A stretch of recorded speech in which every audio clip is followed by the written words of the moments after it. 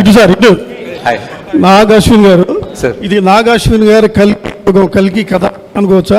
మహాభారతం కాకుండా పూర్తి అంతే అంతే మొత్తం కానీ మీదే ఈ టైటిల్ దొరికింది కాబట్టి నాగార్జున్స్ కల్కి అని పెట్టిన అవసరం ఇప్పుడు లేదు సార్. భారతంలో కృష్ణుడికి అశ్వత్థామకి పునర్జన్మ ఉంది, కర్ణుడికి లేదు. దాన్ని మీరు ఎలా తీసుకున్నారు? ఎక్కడి నుంచి అడాప్ట్ చేశారు? వీరమరణం పొందిన వాళ్ళంతా మోక్ష ప్రాప్తి పొందుతారని ఉంది భారతంలో. మన ప్రవచనకర్తలు కానీ పెద్దవాళ్ళ పుస్తకాలు కానీ ఈ కర్ణుడినే ఎంచుకోవడం కారణం ఏంటి? Part 2 sir. Part 2 okay. అయితే శంబాల నగరం అనేది కూడా ఉంది ఆల్రెడీ. అక్కడ అతీంద్రమైన శక్తులు మనుషులు ఉన్నటువంటి వ్యక్తులు, యోగులు, సిద్ధులు ఉన్నటువంటి ఉంటారు అవును సార్. మరియమ్మ, తర్వాత ఇంకా క్రిస్టియన్స్ పేర్లు 3 వస్తాయి. దేశంలో వివిధ దేశాల యొక్క మిగతా వాళ్ళు కూడా చాలామంది ఉన్నారు. టిబెటియన్స్ కానీ రకరకాల కానీ వీళ్ళందరూ అసలు ఎందుకు పెట్టడం కారణం ఏంటి? అంటే నాకు శంబాలా అనే కాన్సెప్ట్ చాలా ఇంట్రెస్టింగ్ ఎందుకు అనిపిస్తుంది అంటే సార్, శంబాలా అనేది మనం అనుకుంటాము అండ్ మన కల్చర్లో, మన హిందూ రిలీజియన్లో ఉంది, టిబెటన్లో ఉంది. టిబెటన్స్ కూడా శంబాలా అంటారు, షాంగ్రిలా అంటారు. పర్షియన్ రిలీజియన్లో వాళ్ళకు ఒక సిమిలర్ ఐడియా ఉంది. వాళ్ళకు కూడా సేమ్ ఒక హిడెన్ ప్లేస్, వాళ్ళు కూడా మౌంట్ కైలాష్ దగ్గరే అనుకుంటారు.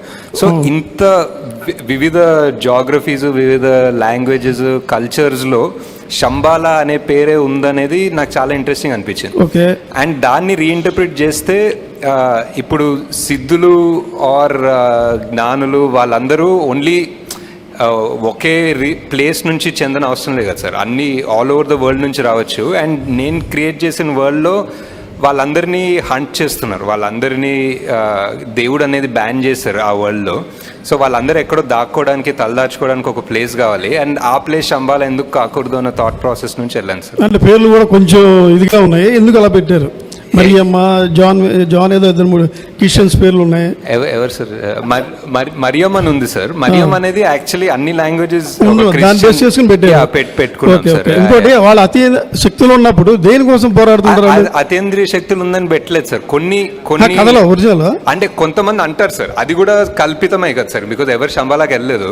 సో వాళ్ళు ఆ శంబాలలో ఉన్న వాళ్ళకి అతీంద్రియ శక్తులు ఉన్నాయని మనకు తెలియదు. అది ఒక ఇంటర్ప్రిటేషన్, ఇది నా ఇంటర్ప్రిటేషన్. నాగేశ్వర్ గారు ఇక్కడ సార్ కల్కిలో కమల్ హాసన్ గారిని చూపించిన 2 సీన్స్ కానీ అదిరిపోయాయి. అంటే ఆయన క్యారెక్టర్ని పూర్తిగా ఇంట్రడ్యూస్ చేయరు. అంటే ఆయన బిహైండ్ స్టోరీ కానీ ఏదైనా సరే ఆయన పాత్రతో ఏమైనా ప్రత్యేకంగా సినిమా చేయాలనుకుంటున్నారు, ఒకవేళ పార్ట్ 2లోనే ఆ మొత్తం కథ చెప్పాలనుకుంటున్నారా? ఇంకోటి కల్కిలో ఆయన క్లైమాక్స్లో శ్రీశ్రీ గారి కవిత చెప్తారు. ఆ థాట్ ఎందుకు వచ్చింది ఆయనతో ఆ యాంగిల్లో దాన్ని చెప్పించాలనేది? అంటే చాలా బాగుంది అనిపించింది, అందుకే చెప్పించాను. అండ్ ఆల్సో ఆ వర్డ్స్ అండ్ దట్ లైన్ చాలా సెట్ అయింది. ఒక కొత్త ప్రపంచం సృష్టిస్తాను, భూకంపం సృష్టిస్తాను అని చెప్పేది ఆల్మోస్ట్ యస్కిన్ ఫిలాసఫీ కూడా అదే అనిపించింది. అండ్ ఇంకా కమల్ హాసన్ గారి గురించి పెద్దగా చెప్పే అవసరం లేదు.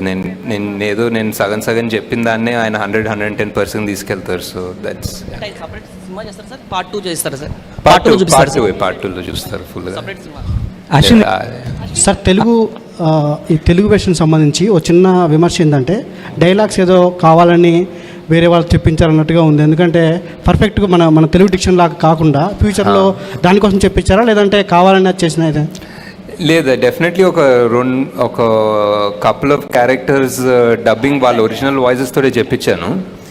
అండ్ మేబీ ఈసారి అంత దగ్గర కూర్చొని లైక్ మహానటిలో కూడా ఆల్మోస్ట్ ఎవ్రీబడి ఒరిజినల్ వాయిసెసే చెప్పారు, ఎవరు డబ్బింగ్ ఆర్టిస్ట్ చెప్పలేదు.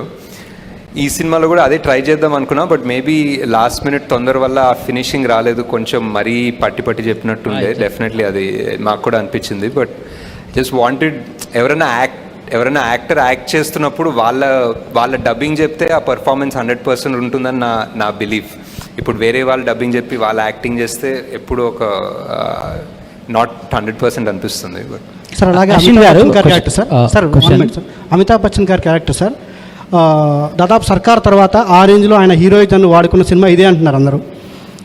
అయితే ఆ క్యారెక్టరేషన్ మీకు ఈ సినిమాలో ఒక స్థాయిలో ప్రభాస్ గారి కంటే కూడా ఎక్కువ అనిపిస్తుంది హీరోయిజం అమితాబ్ బచ్చన్ గారిది. అదే స్థాయిలో సెకండ్ పార్ట్లో కూడా ఉంటుందా?